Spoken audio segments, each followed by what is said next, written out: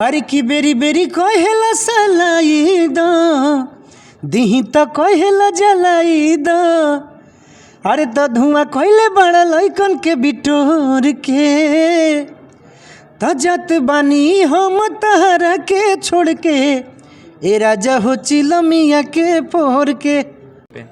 अच्छा बड़ भाई के चलते सम्मान आदमी करलक, लेकिन अगला बार से सम्मान ना करी होला। देखिए केहू से प्रेम, अच्छा मान ली हमरा से प्रेम बात कितना दिन ले प्रेम चली।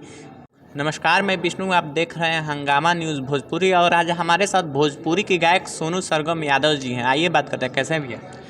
जी बढ़िया बानी, आप क्वेश्चन बानी? हम भी बढ़िया हैं। चलिए बढ़िया ही चाहिए। हंगामा न्यूज़ के जितना भी श्रोता बाड़े सबका के प्रणाम नमस्कार बा। भैया आज आपका गाना एक आया त्रिमूर्ति म्यूजिक भोजपुरी से चिलंगिया के फोड़ दी। हम चाहेंगे कि इंटरव्यू का शुरू तो उसी गाने से। अच्छा तो ऐसे बा, बहुत प्यारा गाना बा।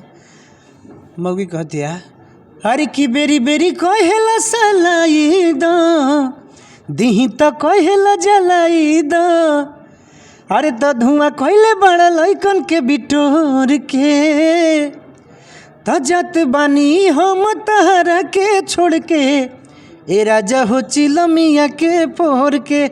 बहुत प्यारा गाना बा और उम्मीद करम कि आप लोग ये गीत के सुनी और प्यार आशीर्वाद दी। इस सावन में और कौन कौन सा प्रोजेक्ट आने वाला है त्रिमूर्ति म्यूजिक भोजपुरी? त्रिमूर्ति से एगो और रिल बा, एकरा पहले 4 दिन पहले रिलीज बा।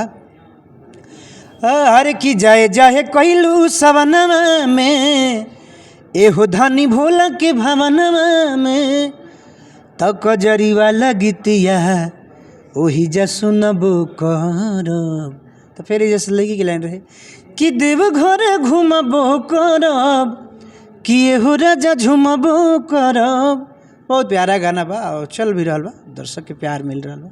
इस बोलबम इस सावन में आपका एक गाना आया था पियर फ्राक वाली, जो कि प्रमोद प्रेमी यादव के तरफ से आपका वो गाना हटा दिया गया। इस पर आप क्या कहना चाहिए, क्यों हटा दिया गया है गाना?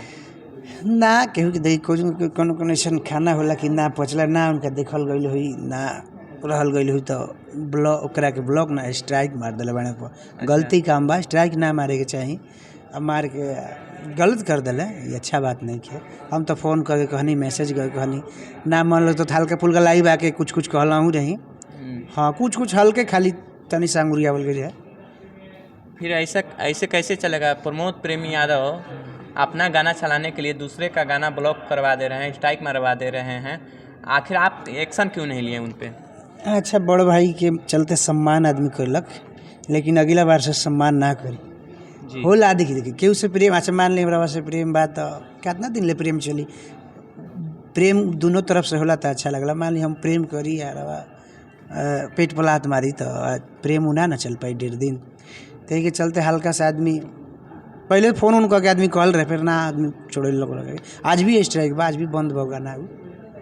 ऐसे कि ट्यून हमारा ही रहे जी। नजर वो ऐसे गाना रहे हैं अरे कि अब नईबू ए जानू अब नईबू तयापन मरदा सुतईबू तब नईबू। लेकिन राइटर छोटा रहे, ट्यून उठा लेलस।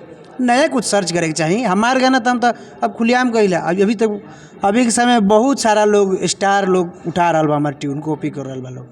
तो हम तो ये कहम कि भैया चेत जा लोग ना, तो लास्ट में हम कम नहीं खी के उससे है ना रेल स्टार्ट कर देंगे।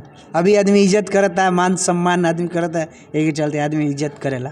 क्या आप लग रहा है कि भोजपुरी स्टार के पास ट्यून अपना नहीं है, अपना गाना नहीं है, कि दूसरे छोटे कलाकार का गाना चुरा कर गा रहे हैं, ट्यून चुरा कर गा रहे हैं? अभी हम तो ना हम, लेकिन काहे उठाव तो हमारे उठेबो तो दिक्कत हुई ना उठावे चाहिए। हम कैसे कोई के ना उठैला, हम कोई के ट्यून ना छेड़छाड़ कर। जितना भी गीत गाइला सब अलग लेवल से रहेला और अलग सर्च करेला, ना कि कोई के गीत पर हम जाके ओकरा के चीर फाड़ करेला आगावे लगिला। ऐसा नंबर शुरू से नहीं किया। शुरू से जाके इतिहास उठा के देखम, जितना भी गीत बाड़ी से चैनल पर चाहे कोनो भी चैनल पर सब अलग हुई, कोई से मिलता जुलता गीत ना रहेला। हम नया प्रयास करेला। हम चाहेंगे कि पियर फ्राक को लेकर बार गा दीजिए। हर की नजर डाली ये भोले बाबा नजर डाली तो हमार बनो घर वाली पियर फराक वाली। ऐसे वीडियो चला था, आप लोग प्यार आशीर्वाद दी, बाकी जौन होता है ओके दी चले दी। भोजपुरी है जैसे वाद विवाद से आदमी कई घड़ी ले भागी, आदमी बहुत दिन ले भगलक, लेकिन अब ना, अब जन जनी बेटा जैसे छाछ पर रेल दिया। अभी कुछ दिन पहले खेसारी लाल यादव भी आपका कोई ट्यून उठाए थे।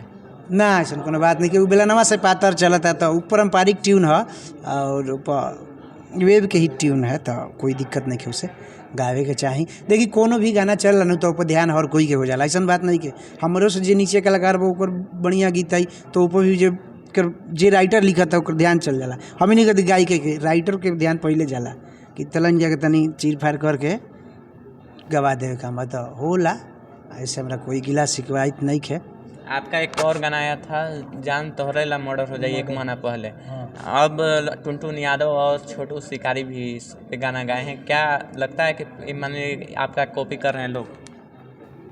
देखिए कॉपी तो आजकल बहुत कोई कर रहा बा, लेकिन ये गीत सब कोई गायल बा। हमारा बुझाता कि हमारे पीछे आ गई बा ये गाना। हाँ, ऐसे कि ये गाना के बारे में हम ज़्यादा ना कहो, ऐसे कंपनी के पास बहुत दिन से गाना रहे और कंपनी के ही डिमांड रहे तो हम गा दिल रहे, है ना।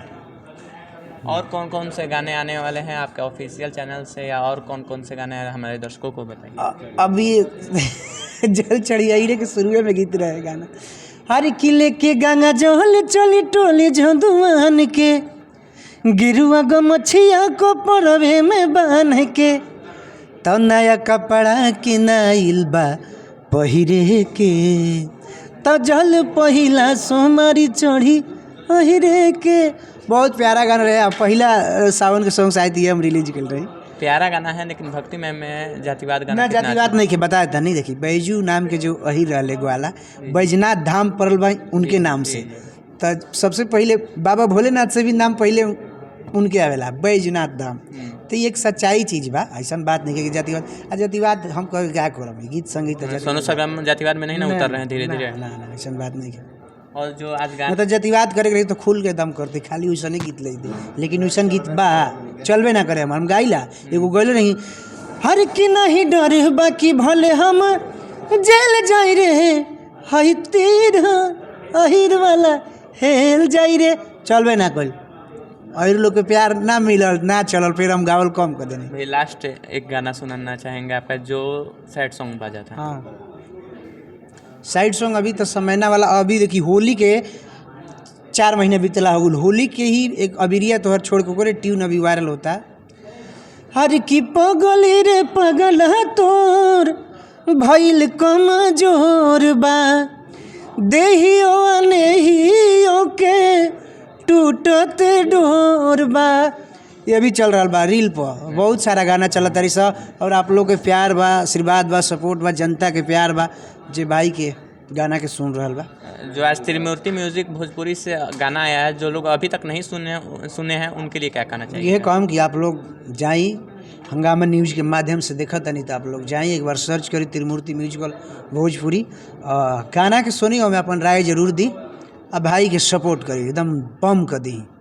तो चलिए मिलते हैं अगले वीडियो में, तब तक के लिए धन्यवाद। जय